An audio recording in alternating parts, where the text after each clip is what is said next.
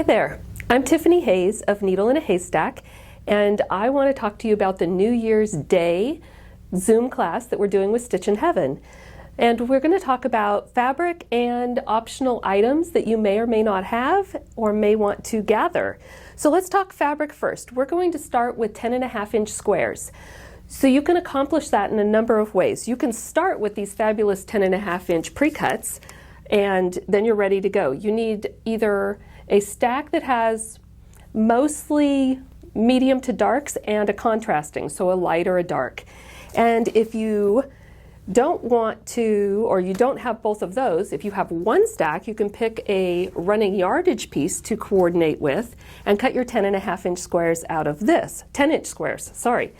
And you could always start with fabrics from your stash or yardage that you have in your stash and cut your own 10-inch squares.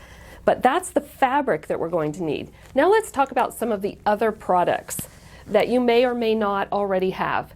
For this project, some starch. Best Value is our favorite, and is my favorite, but Best Value starch will be helpful. Of course, you need a mat and a ruler and a rotary cutter.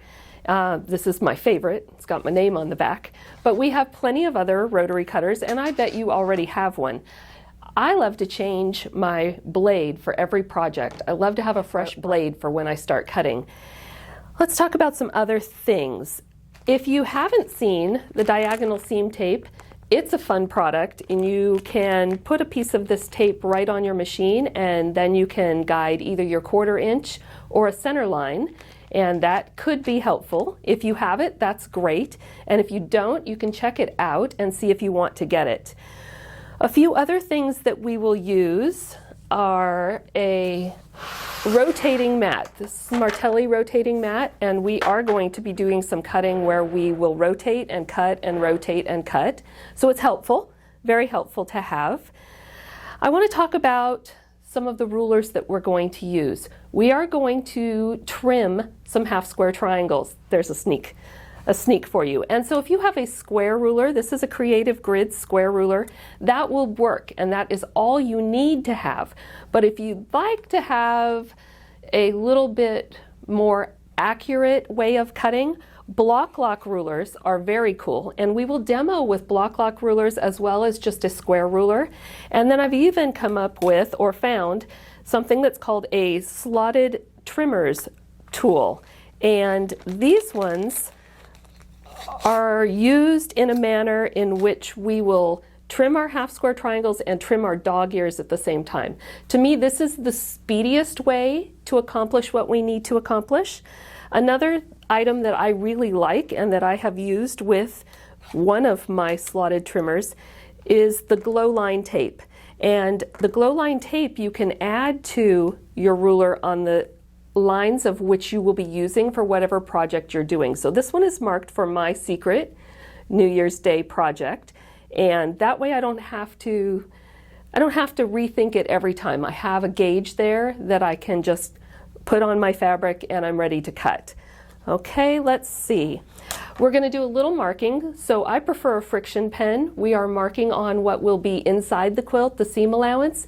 So a pencil, a chalk pen, or the friction pen, any of those will work just fine. Now, if you haven't seen or heard of a tailor's clapper, we are showing you how to use that as well. And this helps when you are pressing. When you press and you have a bulk area, after you press, if you put the tailor's clapper on top of it, it helps to flatten that seam. And you know what else helps to flatten seams? Are these wool pressing mats. And this one is a Stitch in Heaven wool pressing mat. I am very excited and happy that wool mats have made their way into our quilting world. Once the mat is warm when you're pressing, it's like you're pressing your pieces from both sides with the wool mat and the iron at the same time. So you get a better, crisper press of your seam, and I think it speeds up your process just a little bit. There's a couple more items. Some of you love to chain piece. We will be able to do some chain piecing in this project. And then you might want to have one of the Stitch in Heaven block cutters. And after you chain piece, you can just take your pieces and move along. There's a little razor blade in here, and those cut apart. And that's fun and easy and helps speed up the process.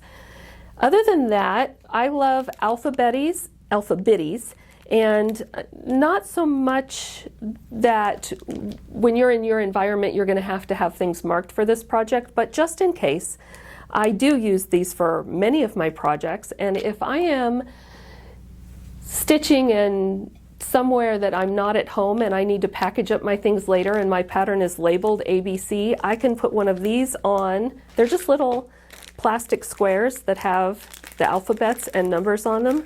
So say I have a stack of whatever my piece J's are, I can put a piece J on, and I can even, after I have that stack of fabric,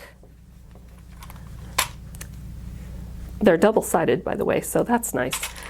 You can clip it with one of these sewing clips. Stitchin' Heaven's got some sewing clips, and you can keep things orderly that way.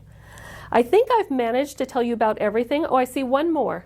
I have a purple thing, and I like to press some of my seams open. Not always and not every time, because you would not be pressing seams open if you use a block lock ruler. But sometimes after you are ready to combine the pieces that have been pressed to the dark side, I will press some other seams open. And to do that, I use my purple thing to get my pieces started on the back side, because if you're working on a wool mat and you've got a warm spot, I tend to work in the same spot so it's always warm, I can start my seam open with my purple thing and get going. And there's one other thing about this purple thing, I'm not sure if you're aware, but this square end is exactly 1/4 inch. And that helps me later when I start to put some pieces together, when I'm pinning and I need to gauge 1/4 inch. So I hope you'll join us, and go ahead and sign up at stitchinheaven.com, and we'll see you on New Year's Day.